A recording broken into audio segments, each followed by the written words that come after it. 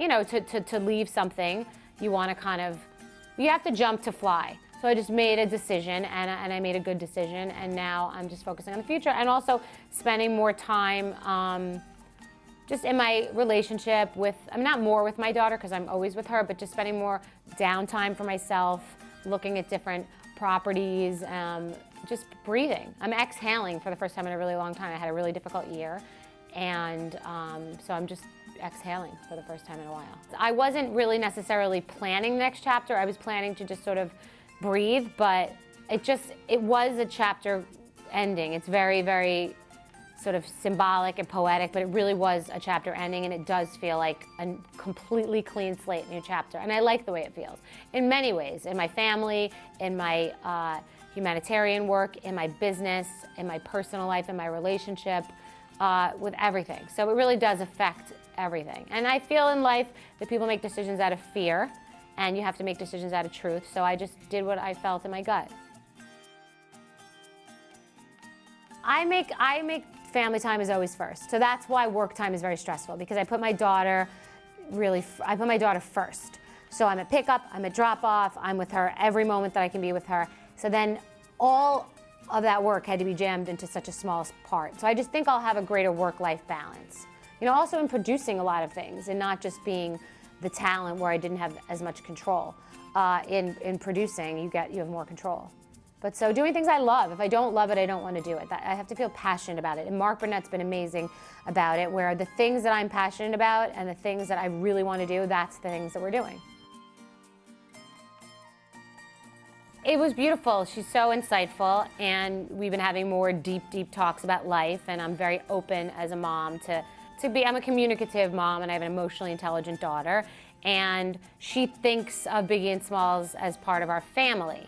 And so when she writes that, it has like a lot of meaning. She just means like she and the love that we have in our home now is what, you know, our future is. And, you know, she asks me questions about my life, and I'm fairly, I won't tell her all of it, but I'm fairly honest, so she understands things and isn't just wondering. So it was beautiful. It was so simple, but it was really so beautiful. I see us just, you know, we have a very loving life. I mean, so just maybe a little bit more peace and a little bit more space to breathe, and, you know, just maybe a little bit more balance. I don't really think about things like that. I just kind of do what I'm passionate about. I don't strive for some major goal. I just want to be happy at home and feel balance and peace. I feel, you know, I feel secure. I just feel happy. I want to feel settled. I feel like I've been white knuckling it for a while in like surviving and going for it and always working and hustling. I don't think you should always be at a nonstop pace of hustling. I think there should be some, you know, it should ebb and flow. I want to take care of myself a little bit. I feel like I'm always taking care of other people and doing what everybody else wants me to do, and I feel like I want to do a little bit more of what I want to do.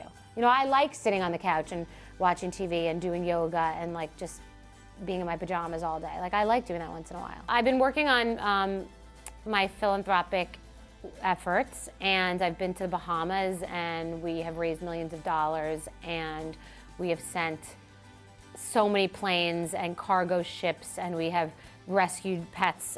The boats go there with relief, and we bring pets home, and sometimes people who are really in dire straits. Now we're in the rebuild. It started and it was the complete emergency phase. So now we have a 60,000 square foot warehouse where we're filling up the nation's relief and distributing it in the Bahamas. So we stay there for a while until people really back up on their feet.